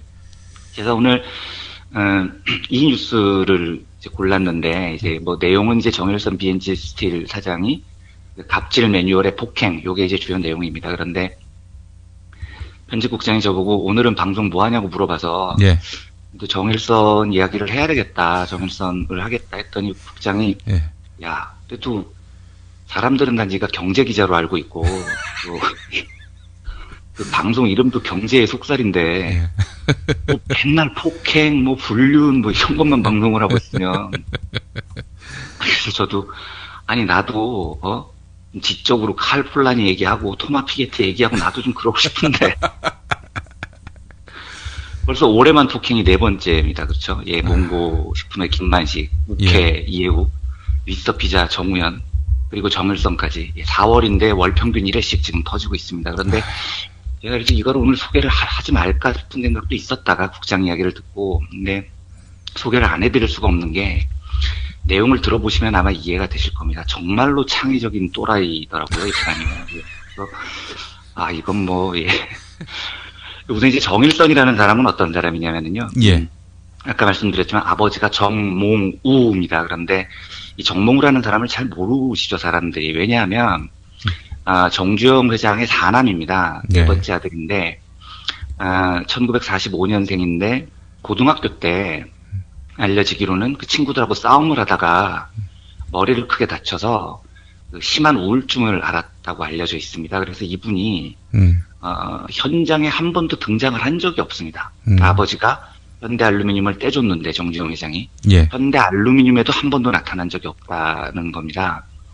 근데 이분이 1990년에 4월이죠. 그러니까 45세의 젊은 나이 때인데 강남의 한 호텔에서 독약을 먹고 자살을 하십니다. 그래서 삶을 일찍 마감을 하신 분이고요. 그래서 이 정몽구 회장의 아들, 딸, 자식들을 그 정몽구 현대차그룹 회장, 그러니까 실질적인 장남 역할을 한 사람이죠. 이 정몽구 회장이 다 걷어준 겁니다. 그래서 교육도 정몽구 회장이 시킨 걸로 저는 알고 있고요. 예. 근데 지금 있는 그 정일선이라는 사람이 지금 사장을 하고 있는 BNG 스틸이라는 회사는요. 예. 아버지 정몽구가 맡았던 현대알루미늄과는 관계가 없고요. 현대자동차그룹 계열사입니다. 현대제철이 40% 지분을 가지고 있는. 그래서 사실상은 이제 뭐 이 회사를 나중에 받게 될지는 모르겠지만 어쨌든 큰아버지 밑에서 지금 그 경영 수업을 받고 물려받고 뭐 이런 사람입니다. 그러니까 큰아버지 밑에서 자랐는데도 이렇게 오만방자한데 야, 참 진짜 아버지가 회장이었으면 어땠겠나 싶더라고요. 제가 이 소식을 들으면서요. 이분이 역시 이제 운전 기사들의 폭로였는데요. 노컷뉴스 단독 보도였습니다. 그런데 예. 참 독특했던 건 갑질의 매뉴얼을 만들어 놨다는 겁니다. 그러니까 앞으로 갑질은 이렇게 한다라는 매뉴얼을 A4 용지 10장으로 만들어 놨다는 건데요. 예. 정말 창의적이지 않습니까? 이렇게 매뉴얼을 만들어서 갑질을 하는 게. 여기 보면 모닝콜을 하는 방법, 초인종을 누르는 시기와 방법, 이렇게 하루 일과가 운전 기사들의 일과가 하루 굉장히 상세하게 적혀 있는데, 아이고. 내용이 이렇습니다. 출근 전 정사장의 속옷과 양말, 운동복 등을 챙기는데 이게 운전 기사의 증언인데요. 예. 속옷은 군대에서 접듯이 3번 각 잡고 밴드 쪽으로 말아 올려 개야 하고, 가방에 넣는 특정 주머니가 있는데 양말이나 다른 옷들도 만약에 다른 데 넣으면 맞는다는 겁니다. 그리고 이제 호칭이 그냥 이 새끼야라는 겁니다. 그래서 이 새끼야가 그냥 이름 부르듯이 호칭이었다고 해요. 그랬더니 뭐 조금만 잘못하면 누가 네 마음대로 하래 병신 같은 새끼야. 네 머리가 좋은 줄 아냐? 머리가 안 되면 물어봐 이 새끼야. 뭐 이런 언행을 계속했고요. 운전기사 증언에 따르면 이 정일선이 권투를 했다는 거예요. 취미가 권투를 한 겁니다. 그래서 맞으면 진짜 아프다는 거예요. 운전기사들 이 증언이. 그런데 맞았다는 거 아니에요? 그 얘기는. 그렇죠. 그러니까 조인트 까이고 이러는 정상적이고 그냥 많이 맞을 때는 20, 30대씩 주먹으로 머리를 연속으로 맞았다는 겁니다. 아이고 세상에. 그 매뉴얼을 제가 좀 읽어드리면은요. 모닝콜을 받을 때까지 악착같이 해야 함. 일어났다 알았다고 하면 더 이상 안 해도 됨. 모닝콜 뒤 가자라는 문자가 오면 번개같이 뛰어 올라가 신문 깔고 서류 가방은 2개의 포켓 주머니의 정면을 향하게 둠. 출발 30분 전부터 빌라 내 현관 옆 기둥 뒤에서 대기할 것. 운동복 세탁물을 1시간 내 배달하지 못할 경우 운행 가는 기사가 이동 후 초벌 세탁 실시. 그러니까 기사들이 세탁까지 했었다는 겁니다. 세탁까지. 예. 웃겼던 게 제가 여기 보니까 오전 7시 출근과 함께 손갈 앞 신문, 매일경제, 조선일보를 지정된 위치에 놓기. 광고 전단지 제거 확인 및 바닥에 놓인 신문 먼지 털기. 사모님 기상 후 첫 대면은 피해드릴 것. 예, 화장 안 했을 때는 보지 말라는 거죠. 예. 매뉴얼에 운동이 끝날 때쯤 지정된 위치에서 대기하다가 배드민턴 채 주면 받아서 잽싸게 나름 이렇게 적혀 있습니다. 잽싸게. 또 안 그러면 또 맞는다는 겁니다. 운전기사들 얘기가 차가 막혀서 늦으면 당연히 욕먹고 차가 안 막혀서 약속 장소에 일찍 도착해도 욕을 먹는다는 거예요. 네가 뭔데 왜 내 시간을 낭비하고 나를 기다리게 하냐는 거죠. 맞는 게 일상인데 너무 챙길 게 많다 보니까 운동 갈 때 머리띠, 양말 하나씩 빠뜨릴 때가 있는데 이러면 난리가 난다는 겁니다. 이리 와봐 이 새끼, 병신 새끼 이런 것도 안 챙기냐. 그럼 운동 어떻게 해 병신아 이러면서 정강이를 발로 차고 주먹으로 머리를 때리고요. 그 유명한 조인트 까기군요. 그렇죠. 예. 본인이 늦게 나와놓고 시간 걸리는 거 아는데 뻔히 아는데 왜 너 나한테 미리 출발해야 된다고 말 안 했어. 5분 늦을 때마다 한 대씩이야 뭐 이랬다는 겁니다. 예. 그래서 이 현대 BNG 스틸 기사 면접을 봤던 한 수행기사 증언에 면접을 보는데 이 면접관이 이렇게 얘기를 했다고 해요. 혹시 면접 도중에 주먹이 날아가도 이해하라고. 황당하죠. 예. 면접인데. 예.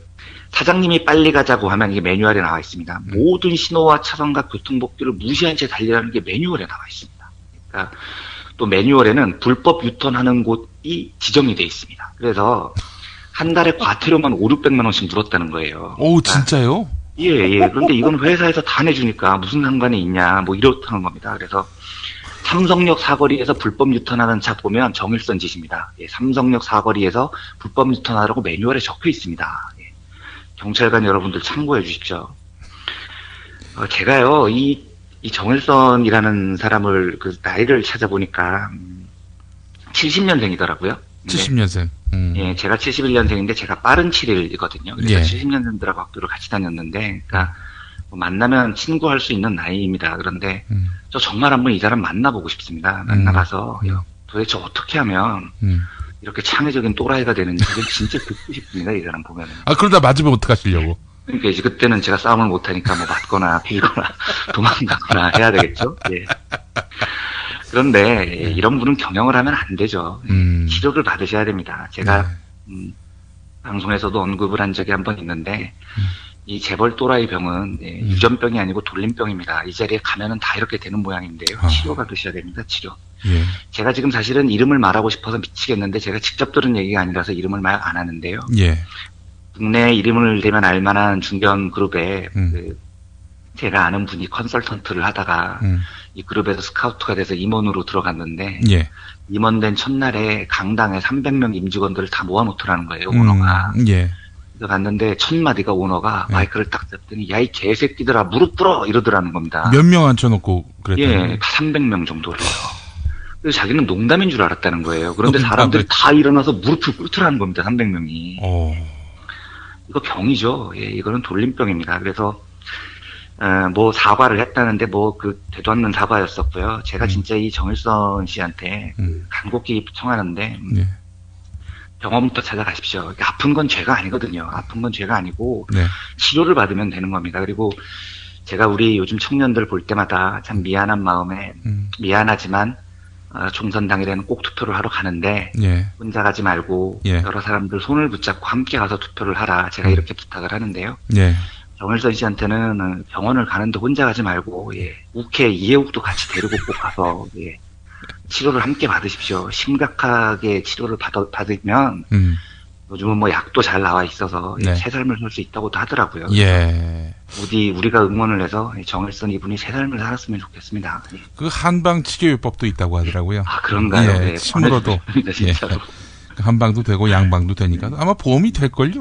예. 그렇죠. 예, 병이니까요. 꼭 한번 가서 치료를 받으셔야 하겠고 이 욱해하고 상당히 비슷하네 양상이. 그렇죠. 예, 질환의 양상이요. 네. 같이 치료받아야 됩니다. 그 두 사람은요. 예. 조선일보하고 매일경제를 본다고 하니까 조선일보와 매일경제가 좋아하는 정치 세력을 찍지 말아야 되겠네요. 보니까. 그렇죠. 예. 네, 분명해졌습니다. 예. 자, 다음 소식 들어가 보도록 하겠습니다. 전기차, 지금 돌풍을 일으키고 있는 테슬라 모터스가 모든 특허를 공유하겠다. 시장에 내놓겠다. 이런 거 아닙니까? 네, 맞습니다. 참 대단한 뉴스입니다. 사실은 이게 뭐 의미를 담아서 이야기를 하자면 끝이 없는데요. 예. 어쨌든 뉴스만 말씀을 드리면 테슬라 모터스는 이제 많이들 아실 겁니다. 이게 무슨 변방의 자동차 업체인데 예. 전기차를 만들었는데 배터리를 충전을 하면 300km를 간다는 거죠. 그리고 전기차 가격을 3천만 원대로 푹 떨어뜨려서 지금 세계적인 돌풍을 일으키고 있습니다. 그래서 이게 출시가 되자마자 뭐 32만 5천 대 일주일 만에 몰린 주문이 그럴 정도였다고 하니까요. 예. 근데 이렇게 돌풍을 일으킨 이 테슬라 모터스 경영자 멜론 머스크가 블로그를 통해서 이렇게 얘기를 했습니다. 특허를 공유하겠다고 하면서요. 예. 제가 그걸 이제 읽어드리겠습니다. 예. 우리의 특허는 이제 모두의 것입니다. 어제까지만 해도 테슬라 모터스를 둘러싸고 있던 특허의 벽은 더 이상 존재하지 않습니다. 우리는 오픈소스 운동의 정신으로 전기 자동차 기술의 발전을 위해 그 벽을 제거하기로 결정했습니다. 테슬라 모터스는 지속 가능한 이동수단의 도래를 앞당겨보고자 만든 회사입니다. 만약 우리가 뛰어난 전기 자동차를 만들어 나가는 와중에도 우리보다 뒤에 있는 다른 경쟁자들의 나아갈 길에 지적재산권이라는 지뢰를 깔아준다면 그건 우리의 처음 목표와는 반대되는 방향으로 나아가는 꼴이 될 것입니다. 테슬라는 앞으로 우리의 기술을 올바르게 사용하고자 하는 그 누구에게도 특허 소송을 걸지 않을 계획입니다. 참 부럽습니다. 이게 한국의 현기차는 삼성동에서 땅 사느라고 10조를 쏟아부고 있고, 그 집안 조카는 지금 운전기사 폭행하고 다니고 있는데, 변방에 이름 없는 자동차 업체에서 엄청난 세계적인 돌풍을 일으키면서 세계적인 자동차 업체로 기술 혁신으로 떠오르고, 그리고 그 기술을 모두에게 공유를 하겠다고 나오는 겁니다. 참 부럽죠. 제가 다 뜬금없지만 그 무당 이야기를 하나 드리면은요, 이제 저희 독자, 청취자분들도 잘 아시겠지만, 무당이 구슬할 때 꼭 작두 위에 올라가는 퍼포먼스를 한 번씩 합니다. 그런데 사실은 무당이 작두 위에 올라가는 퍼포먼스는 접신, 그러니까 신과 만나는 것과 아무 관계가 없거든요. 어느 동네 신이 무당 발 아프게 작두 위에 올라가야 만나주고 그런 신이 어디 있겠습니까? 그런데 무당은 꼭 작두 위에 올라서죠. 이게 왜 올라서는 거냐면, 권위를 강조를 하기 위해서입니다. 그러니까 일반 대중들 장삼이사들은 신을 만날 수 없어.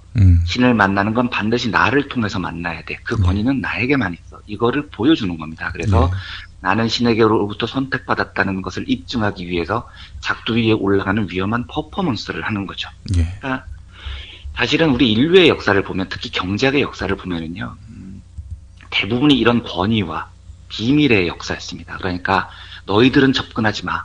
일반 대중들은 접근하지 마. 이거는 우리만이 가지고 있는 기술이고 우리만이 알고 있어야 해 하는 작두 퍼포먼스를 모든 대기업들이 다 가지고 있는 겁니다. 비밀과 권위의 역사 같은 것들이죠. 근데 이게 이제 경영학 공식 용어로요, 크라우드 소싱이라고 얘기를 합니다. 이게 뭐냐면 비밀과 권위를 내려놓고 함께 지혜를 모으자는 겁니다. 그러면 기업도 경제도 더 많이, 더 빨리, 더 효율적으로 발전할 수 있다라는 사고방식을 가지고 있는 겁니다. 이 크라우드 소싱의 대표적인 기업이 뭐 다들 아시는 장난감이죠. 레고를 만든 덴마크 기업 레고입니다. 사람 이름이 레고예요? 아닙니다. 그 기업 이름이 레고죠. 레고 장난감 있지 않습니까? 창업자는 키르크 크리스티안센 뭐 이런 사람인데요. 이 레고라는 이름이 덴마크 말로 레그고트, 그러니까 잘 놀자 뭐 이런 뜻이었다고 하더라고요. 네. 이 레고가 20세기 후반에요, 장난감을 좀 혁신적으로 만들어 보겠다면서 이렇게 조립을 하고 나면 움직이는 로봇을 만든 겁니다. 이게 지금 뭐 아마 우리 청취자분들께서도 취미로 하시는 분이 있을 겁니다. 세계적으로 유명한 마인드스톰이라는 장난감이거든요. 그런데 이게 이제 뭐 그 컴퓨터 칩도 꽂아야 되고 조립을 할 때 움직이는 로봇이니까요, 복잡한 특허 기술들이 굉장히 많았었습니다. 그래서 레고가 비밀리에 이것을 개발을 해서, 이게 MIT에서 개발을 한 거거든요. 그래서 세계 최고로 인정받는 새로운 움직이는 조립 장난감을, 마인드스톰을 만들어낸 거죠. 그런데 이걸 딱 출시를 했는데, 출시한 지 며칠 만에 해커들이 이 레고 본사의 컴퓨터를 해킹을 해서 설계도 하고 핵심 기술들을 다 빼내가는 겁니다. 그리고 다 공유를 해버린 겁니다, 인터넷에. 그러니까 레고가 난리가 났겠죠, 핵심 기술인데. 그런데 레고가 일주일 동안 딱 고민하고 어떻게 발표를 하냐면, 우리는 이 해커들을 고소하지 않겠습니다. 모든 특허를 공개합니다. 그리고 우리의 특허, 우리의 기술 중에 무엇이 잘못됐는지를 전 세계의 모든 이 장난감 사용하시는 분들이 지적해 주십시오 하고 오픈을 해버린 겁니다. 그러니까 이 레고의 마인드스톰을 좋아하던 사람들이 정말 열광을 하는 겁니다. 그래서 이 기술, 이렇게 마인드스톰의 핵심 기술들을 다 빼내서, 해커들로부터 다 빼내서 이 기술을 가지고 이렇게 하면 더 좋아질 거야, 이렇게 하면 더 잘 움직여, 이렇게 하면 더 멋진 장난감이 될 거야, 이거를 경연 대회까지 엽니다. 그리고 레고는 그 경연 대회 하는 것을 모두 받아들여서 마인드스톰을 계속해서 끊임없이 개발을 해나가죠. 그래서 마인드스톰이 지금은 세계적인 장난감이 됐고, 이 마인드스톰에 열광하는 뭐 수많은 동호회들이 지금 존재를 할 정도인 겁니다. 그러면서 이때 레고가 했었던 얘기가 바로 이거였습니다. 우리는 소비자들의 창의력을 제한하지 않겠습니다. 핵심 기술이 유출된 것도 문제 삼지 않겠습니다. 소비자들은 마음껏 우리의 기술을 이용해서 더 나은 제품을 만들어 주십시오. 소비자들의 의견을 10분 반영해서 우리도 제품을 더 발전시키겠습니다. 이게 지금 우리나라가 뭐 이건희 회장이 그렇게 얘기를 했다고 해서 많은 사람들이 믿고 있는 얘기인데요. 한 명의 천재가 10만 명을 먹고 살린다고요. 이거는 인문학적으로 이미 한 50년 전에 폐기된 개념입니다. 말도 안 되는 소리인 거거든요. 예. 더 많은 지성, 더 많은 창의성을 가진 더 많은 대중들이 함께 모여서 공유를 할 때 그것이 역사의 발전이고 경제의 발전이라는 것은 이미 서구 사회에서는 일반화되어 있습니다. 그래서 크라우드 소싱이라는 경영 기법이 있는 거 아니겠습니까? 제가 한 가지 사례만 더 소개를 드리겠습니다. 예. 미국의 이노센티브라는 기업이 있는데요. 예. 이 기업이 그 온라인 연구 분야에서 크라우드 소싱을 하는 회사입니다. 이게 무슨 말이냐면 지금까지는 연구, 개발 이런 말을 하면 다 박사님들이 하는 거라고 생각을 했죠. 어떤 문제가 생기면 MIT나 이런 데 가서 의뢰를 하는 겁니다. 박사님들 보고 해주세요 하는 거죠. 그런데 이노센티브는 어떻게 하냐면 어떤 문제가 생겼을 때 인터넷에 이것을 딱 공개를 합니다. 그리고 이 문제를 해결해 주시는 분께 상금 $10,000 드립니다. $20,000 드립니다. 이렇게 상금을 거는 겁니다. 그러면 전 세계 모든 사람들이 그 주제에 대해서 경험이 있는 사람들이 자기 의견을 내놓죠. 그렇게 해서 해법을 찾도록 하는 회사인 겁니다. 근데 이게 아마 기억하시는 분이 있으실지 모르겠지만 연배가 좀 있는 분들은 기억을 하실 겁니다. 1989년에요. 미국 알래스카 근처에서 엄청나게 큰 유조선이 침몰을 한 적이 있었습니다. 그런데 이 유조선에서 새어나온 기름이 진짜 알래스카 일대 앞바다가 시커멀 정도로 많이 퍼져 있었거든요. 미국 정부가 이걸 해결하겠다고 세계 내로라는 과학자들한테 다 해결책 찾아달라고 연구 맡기고 했는데 못 없애는 겁니다. 이 기름들을요. 그래서 알래스카 바다가 장장 17년 동안이나 시커멓게 오염이 돼 있었거든요. 그런데 이걸 2007년도에 이노센티브가 의뢰를 받아서 이 문제를 해결하는 사람에게 상금 $20,000를 주겠다고 제안을 합니다. 그러니까 전 세계 수많은 사람들이 이 문제 해결에 달려들고 문제가 공개된 지 딱 3개월 만에 문제가 해결이 됐습니다. 문제를 해결한 사람이 누구였냐면 어디 유명한 박사님이 아닙니다. 시멘트 회사에서 다니는 한 엔지니어였습니다. 이 엔지니어의 아이디어로 이제 알래스카의 기름때가 다 제거가 되고 알래스카의 앞바다가 다시 푸른색을 찾는 거죠. 참으로 놀라운 사고의 발상의 전환이고요. 핵심 기술을 우리들만이 들고 있어야 돼. 중요한 기술 개발은 박사님들만 할 수 있어. 라는 사고방식에서 벗어나서 정보를 공개하고 특허를 공유하고 그래서 더 많은 창의적인 사람들과 논의를 하고 한 사람이 걷는 10걸음이 아니라 100만 사람이 걷는 한 걸음이 훨씬 더 인류의 진보라는 사실을 경영에서도 실현을 하는 이 모습이 저는 참 아름다웠고요. 경영도 이렇게 아름답게 할 수 있다는 생각이 들어서 참 좋았고 테슬라의 이 특허 공개에 대해서 굉장히 감동받았고 뜨거운 지지를 보냅니다. 그리고 한국의 재벌들이 좀 보고 배웠으면 좋겠는데 예. 아까 정일선 씨 생각이 다시 나서 그런 일은 한국에서 벌어지기 조금 어렵겠죠. 그런데 예, 아무튼 참 테슬라의 이 특허 공개는 굉장히 부러운 뉴스였습니다. 네. 궁금한 게요. 네. 그 정일선 기사 고르면서 테슬라 생각하신 겁니까? 아니면은 테슬라 고르다가 정일선 생각이 나신 겁니까? 사실은 정일선을 고르다가 테슬라가 네, 정일선을 고르다가 예. 예. 제가 정확하게 짚어내지요. 그렇죠. 네. 아니 그래서 예. 예. 저희 그 역술인계 단연 그 거두셔서 이원수님께서 야매입니다. 야매. 예. 네, 아닙니다. 예. 아니 이원배 기자님 그 네. 재벌들은요 인성 교육 안 합니까? 그 왜들 다 이 모양 이 꼴이죠? 그래서 제가 아까 그 이 돌림병이라고 한 게요. 네. 이게 조선시대 왕들만 해도요. 세자 때 교육을 받을 때는 신하들이 훌륭한 왕이 되십시오라고 엄청나게 가르칩니다. 그래서 신하들이 견제를 하죠. 그런데 대한민국의 재벌들은 아무도 견제를 안 하지 않습니까? 그런데 부모가 뭐 자식 교육 제대로 관심이나 있겠습니까? 그러니까 이게 이런 개망나니 또라이들이 양산이 되는 겁니다. 이 사람들에게 믿고 우리나라 기업을 맡길 수가 없습니다. 네. 단언컨대. 네, 단언컨대요. 네. 그 이렇게까지 생각해도 되는 겁니까? 우리가 재벌의 자식으로 태어나지 않은 것에 대해서 고마워해야 한다. 아, 그럼요. 적어도 저희가 그러니까 저나 김용민 PD님이나 이 방송을 들으시는 분들이 네. 부자는 아니어도 또라이는 아니지 않습니까? 그렇죠? 네. 네. 정말 그렇죠. 예. 네. 알겠습니다. 오늘도 민중의 소리 이완배 기자와 함께했습니다. 이완배 기자님 한 주 동안 고생하셨습니다. 네, 감사합니다. 예, 고맙습니다.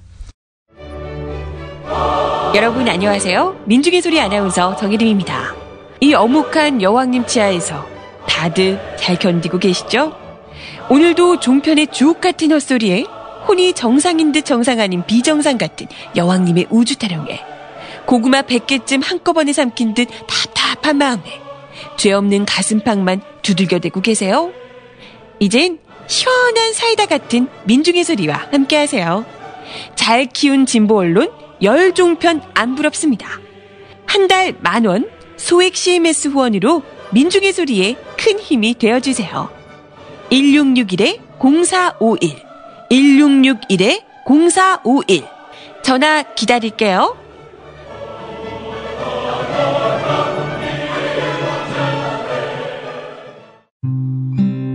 제주도 귤밭 한가운데 별장을 통째로 빌려드립니다. 빌라 데미에. 방문 열면 보이는 한라산, 7분 거리의 협재 해수욕장, 마당 앞 바비큐 파티까지 반려동물도 행복합니다. 제주 한경면 저지 11길에 위치한 빌라 데미에. 가장 제주다운 제주의 집 빌라 데미에로 여러분을 초대합니다. 자세한 정보는 페이스북 검색창에서 빌라 데미에 또는 010-7536-6465 010-7536-6465로 구하실 수 있습니다.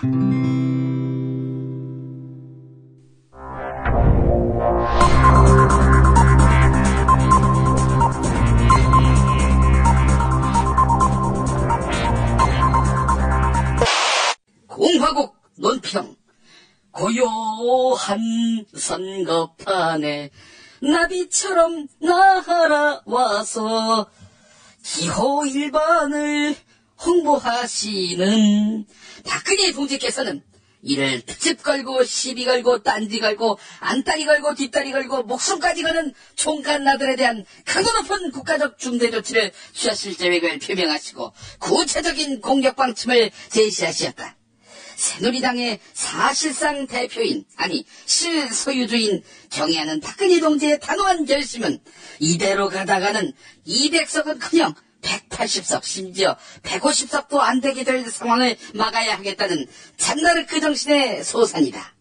박 동지의 이런 숭고한 의지에 대해 선거 개입이니 나아가 노망이라고 말하는 것은 우리의 최고 존엄 박근혜 동지에 대한 체질적인 거부감과 적개심을 노골적으로 드러낸 추호도 용납할 수 없는 포악무도한 도발 행위라 아니할 수 없다. 또한 박근혜 동지가 예산 폭탄을 쏟겠다, 이 지역구 후보와 친하다, 이렇게 말한들 과연 무슨 소용이 있단 말인가?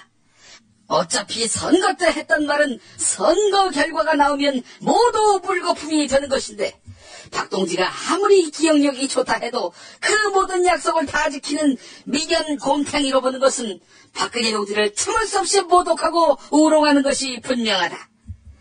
그러니까 박 동지의 표현의 자유, 정치활동의 자유를 제약하면 천추의 한이 될 참혹하고 참담한 대가를 치를 수밖에 없을 것이다. 선거의 여왕을 넘어 선거의 황제인 박 동지는 누구의 눈치나 간섭을 받지 않고 불퇴일전의 자세, 백두산 호랑이의 용렬한 패기로서 국회의 선진화 무력화를 넘어선 개헌 독자 달성선 확보라는 영광을 달성할 것이다. 그래서 4월 13일 밤에 축배를 드는 그 시간, 역시 박동지, 역시 최고 존엄이라는 그의 명성이 더욱 빛나게 될 것이다.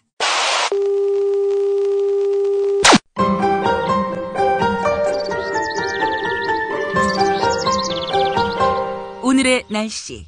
네, 오늘 경북을 제외한 전국에서 미세먼지 농도가 주의 수준까지 지속했습니다.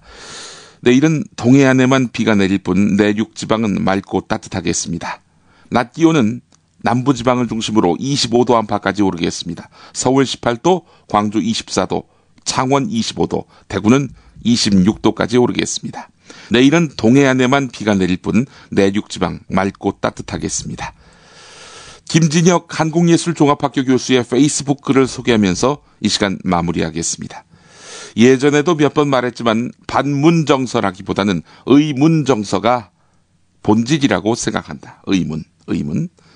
더불어민주당의 문제는 오래전부터 리더십의 문제였고 그걸 해결해 줄 사람으로 문재인을 쳐다보는데 문재인은 리더가 되려는 의지가 그렇게 간절해 보이지 않았기 때문이다. 그러면서도 계속 리더의 위치에 있는 문재인에 대한 의구심, 그래서 의문정서인 셈이다. 정권교체 의지가 강할수록 이런 의문정서가 강할 수밖에 없는데 호남이 정권교체 의지가 강하니 의문정서도 강한 것은 자연스러운 일이다. 물론 그 외에도 영남에 의한 오래된 소외로부터 비롯된 자잘한 비토 정서가 하필 지금 야권의 리더격인 문재인에게 투영된 것도 있겠지만 그것들이 리더십의 공백과 그로 인한 정권 교체에 대한 불안감보다 더 강하지는 않다고 본다. 사실 나 역시도 문재인 의원에 대한 리더로서의 의구심을 오랫동안 가져왔다. 그리고 그게 문재인 의원의 치명적인 약점이라고, 그래서 극복해야 한다고 생각해왔다. 그건 꼭 문재인 의원이 대통령이 되어야만 한다고 생각해서는 아니다. 그보다는 현재로선 문재인밖에 야권에서 대통령을 할 사람이 없기 때문이다. 아주 현실적으로 말이다. 문재인 의원은 현재로선 자신밖에 대통령 할 사람이 없다는 걸 받아들여야 한다. 이젠 확실히 호남도 그것을 바랄 것이다. 즉 예비 대통령으로서의 태도를 보일 것을 요구하는 것이다. 책임과 권한 모두 다해서. 네. 뉴스 매거진 마무리하겠습니다.